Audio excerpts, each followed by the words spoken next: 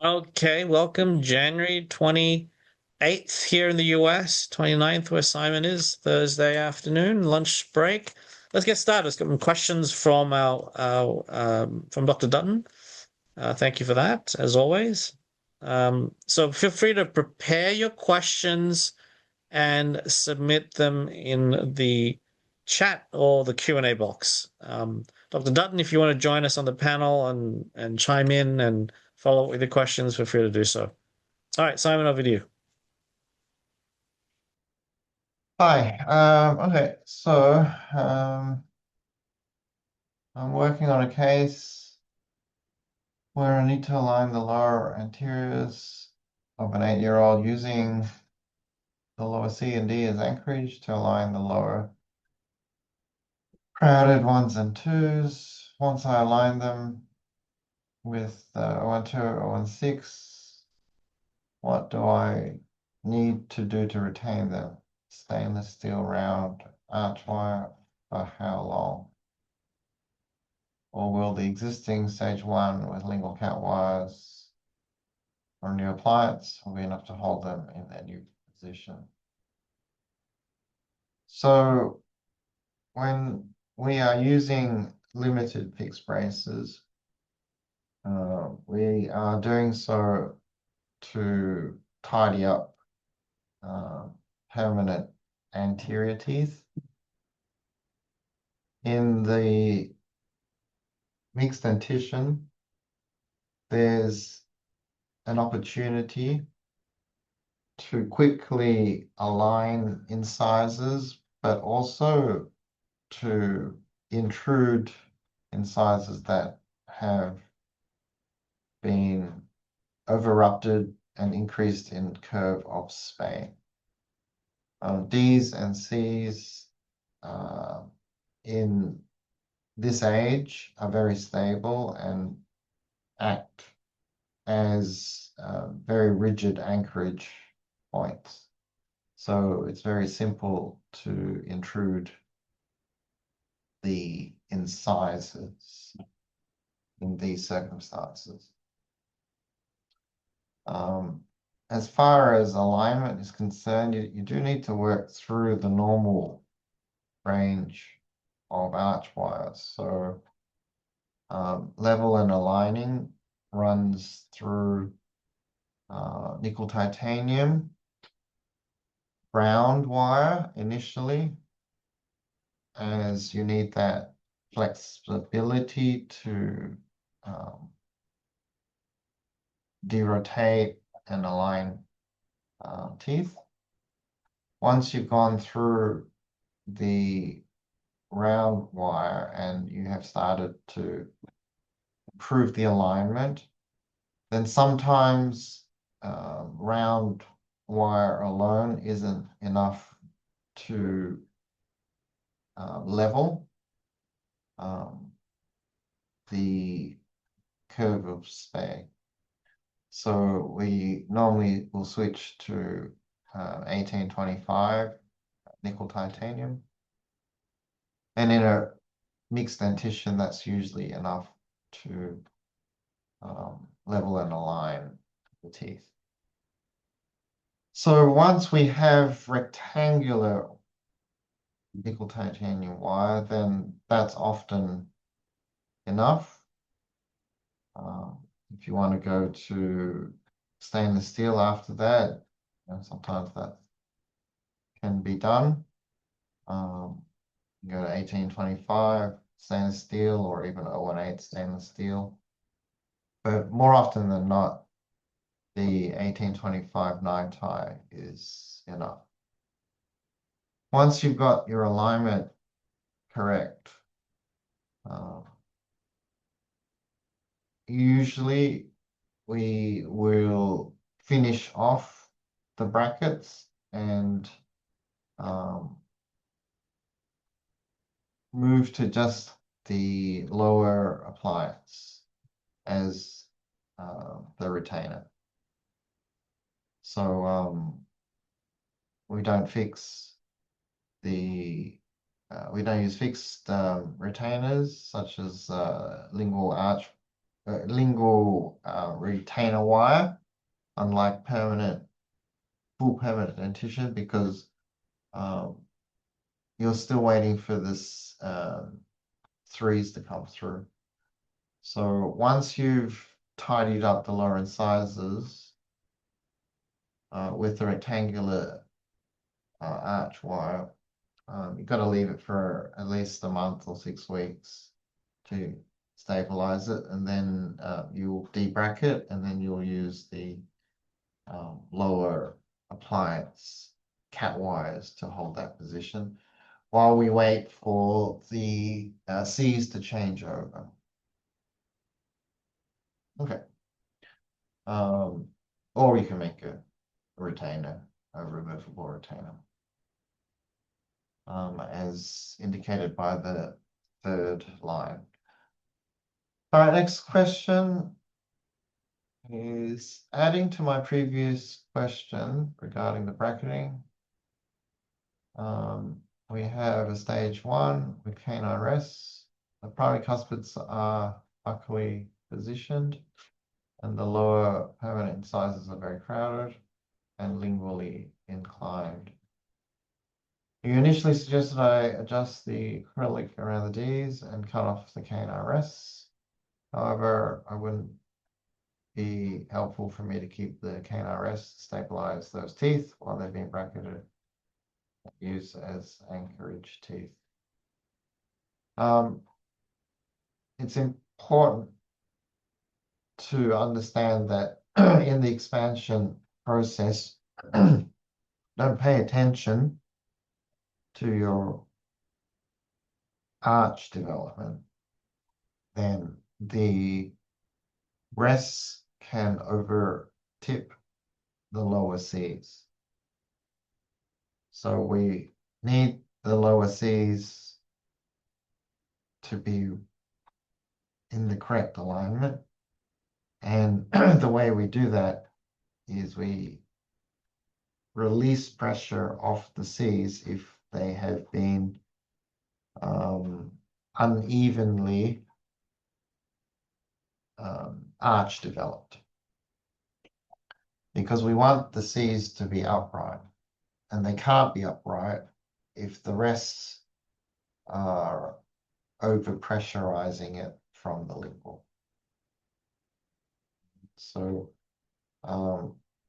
if you have a rigid wire like a rest wire on a rigid appliance like a stage 1, holding canines in a very strange relationship, if you put brackets on those teeth while the wire of the rest is holding the teeth in the tip position, then you're going to have opposing forces fighting each other. You're going to have the arch wire wanting to upright the teeth, and you have the rest wire forcing you not to be able to upright the teeth. And that is a very bad thing.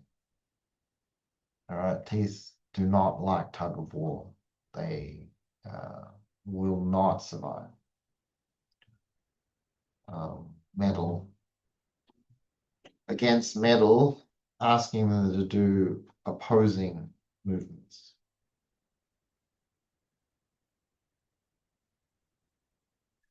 When you are doing limited brackets, the only teeth that you actually need to control with the removable stage 1 appliance are the 6s and the E's.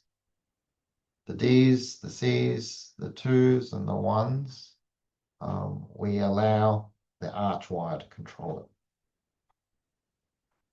it. Any interference of the stage 1 appliance from allowing the arch wire to express is to be avoided.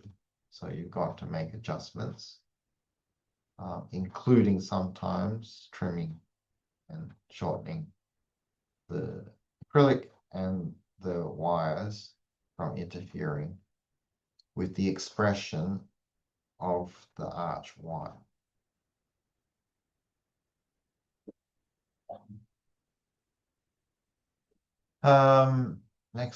Last question in this series, what would we do if the lower primary canines are loose and we cannot use them for anchorage? Would we bypass them and use only the Ds?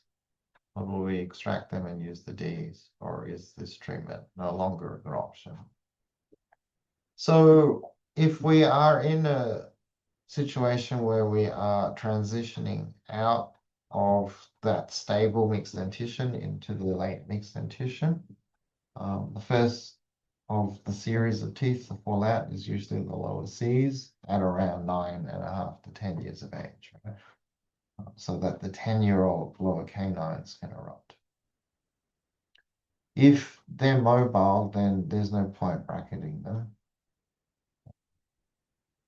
You can bypass them. You can just bracket the E. If you can bracket the D and you can bracket the 2s, and you just don't bracket the Cs. You can extract them, of course. But in order to prevent the arch from collapsing back, sometimes you can use some open coil to help maintain that space, so that you don't have the incisors end up retracting back into the vacant C space. So that's case by case decision making. And the general concept is, you can't bracket loose teeth. So you bracket around them, but you don't want arch wire to collapse teeth into a lost primary tooth space before the adult tooth erupts through. So you can use coil, either open coil if you want a little bit more room, or you can use an exact length of closing coil to maintain the space.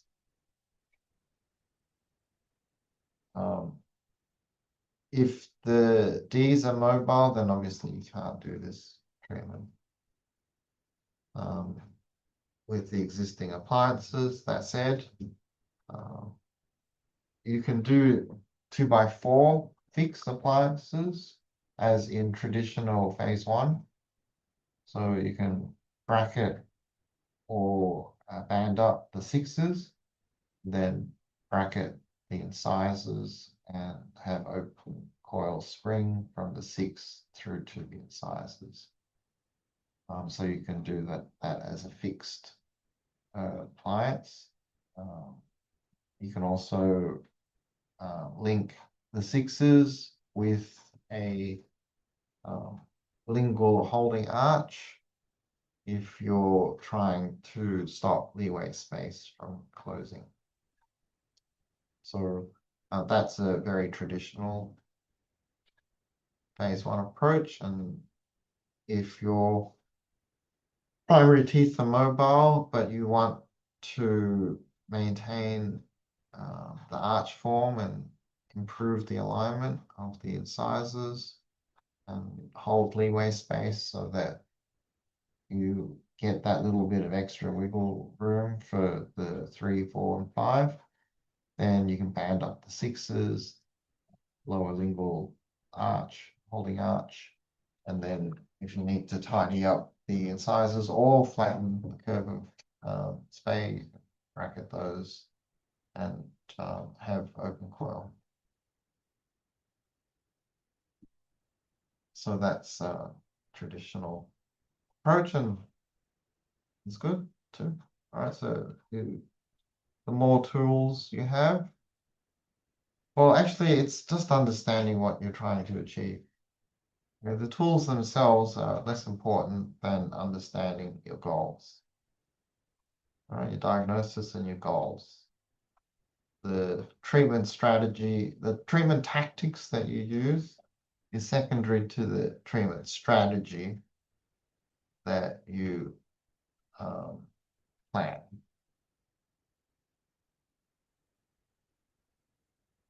So lots of different mechanisms available. don't just have to use my appliances. It's important you understand the etiology of the problem, how the problem has expressed, and how you will address the etiology of the problem and how you will address the unfavorable expression of the root problem. How you tackle it is secondary to understanding what you need to tackle. You can modify removable techniques, you can modify fixed techniques, change things up, but only when you are clear what it is that you're dealing with and what it is that you would like changed.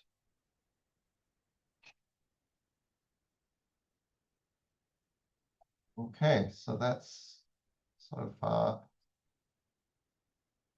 Yeah, there's another all. question. I'm going to paste it in a follow-up question from Dr. Dutton.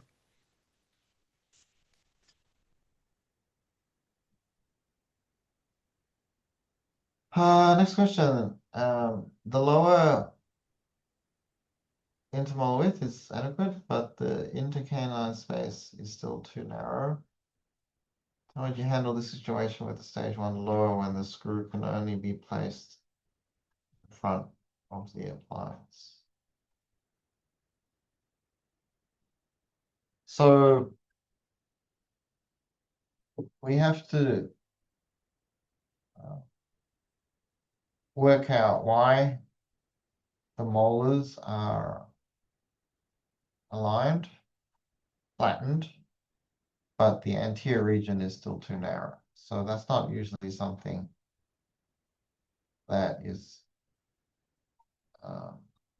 an expression of an appliance, such as a stage 1, that is developing correctly. Right, so the screw in the front means the whole appliance will expand. So if you're narrow at the front but wide enough at the back, you can't continue to expand. And so we can then use fixed appliances, limited fixed braces to continue anterior development. So the question is for this child, this is the plan, right? So the plan was widen the posterior region with the stage 1 appliance. The anterior hasn't, for whatever reason, developed in tandem. So now we're maintaining the molar width with the stage 1 appliance, but we're freeing the anterior teeth from that appliance so that we can develop a nicer form with arch wire and limited fixed braces. So the plan of action is how we're dealing with it. We fix the anterior section that's still crowded with limited fixed braces. This is the reason why we have added in this extra treatment method. So normally expanding with the lower stage 1 is enough. In cases where the width in the molar region is sufficient, but the anterior segment is still all over the place, then we maintain the width with the lower stage 1 as a retainer for that, and we bracket D to D and use arch wire to do what we need in the front region.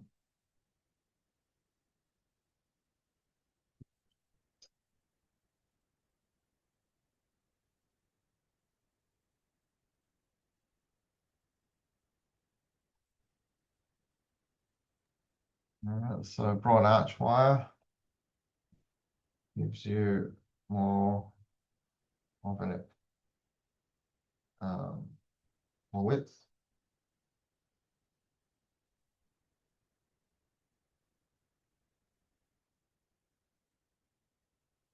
All right, so Yeah, any other questions? Still have 15, 20 minutes. If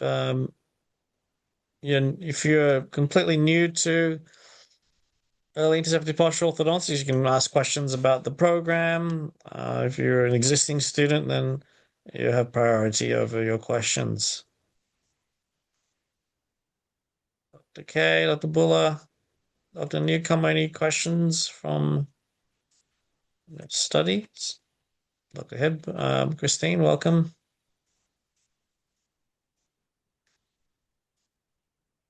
I was a bit shy. Any other questions? Otherwise, we will wrap up early. Give Simon a lunch break. So, Dr. Dutton, have you got any more questions on your end?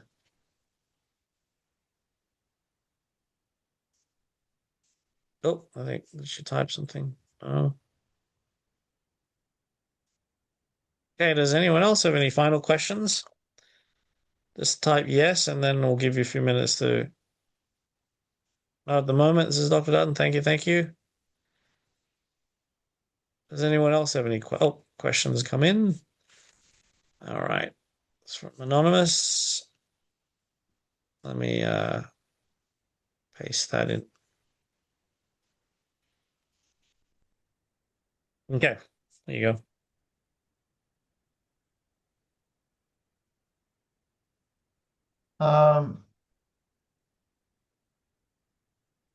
Next question is, what contributes to tooth movement crowding on the lower arch if the tongue is tied down?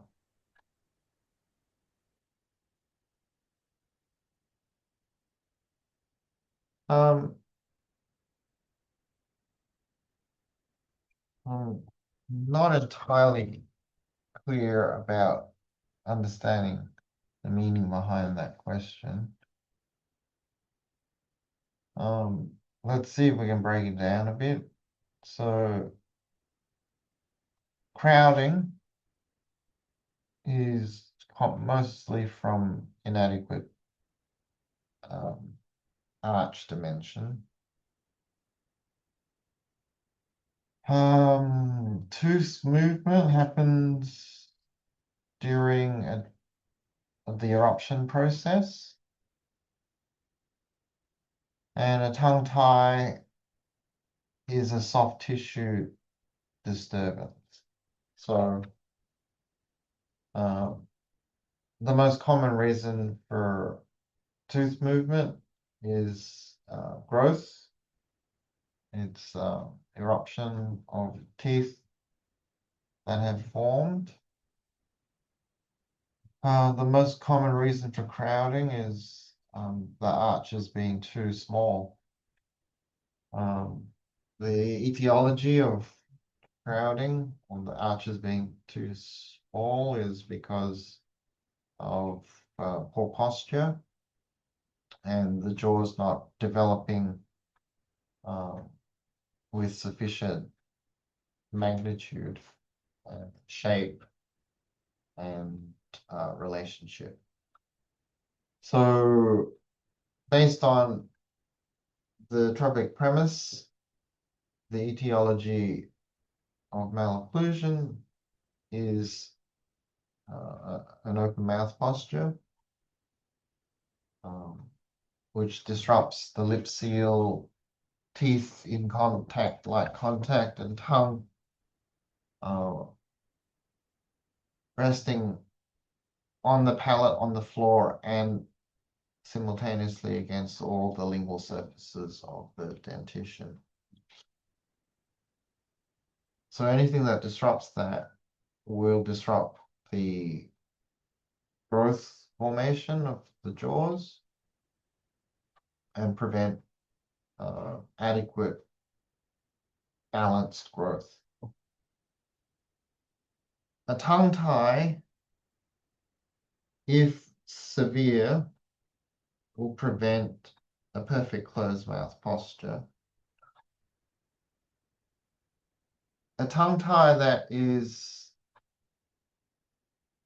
mild, moderate, or even moderately severe, such as a grade 3, is rarely the root cause of bad posture.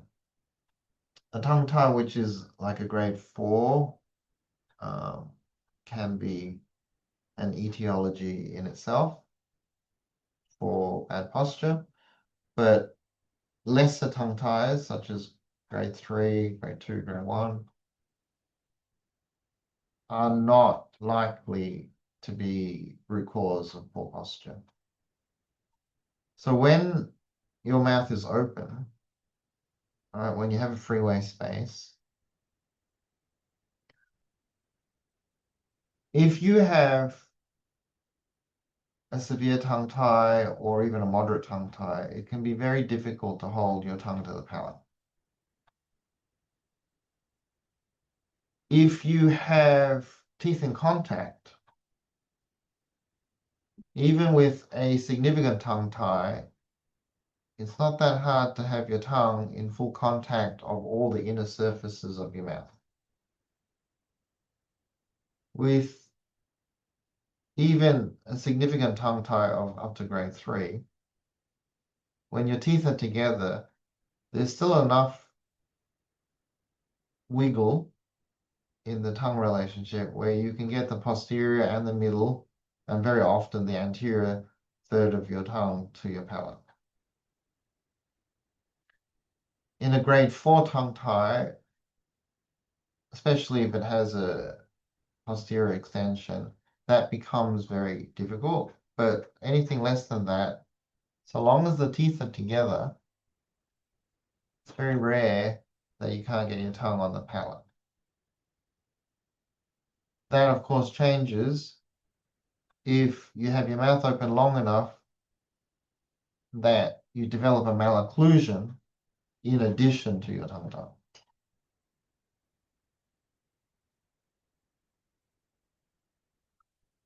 So obviously, severe tongue ties mean that you can't hold correct posture, and then you will develop a malocclusion.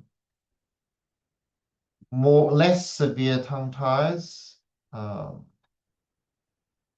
tongue tie may make it uncomfortable initially to do anything but hang your mouth open, and then that contributes to the malocclusion. But they're not necessarily cause and effect.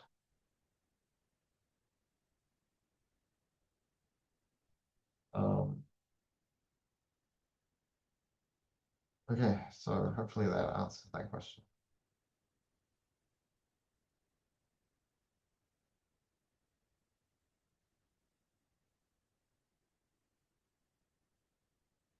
All right, just waiting on any more questions.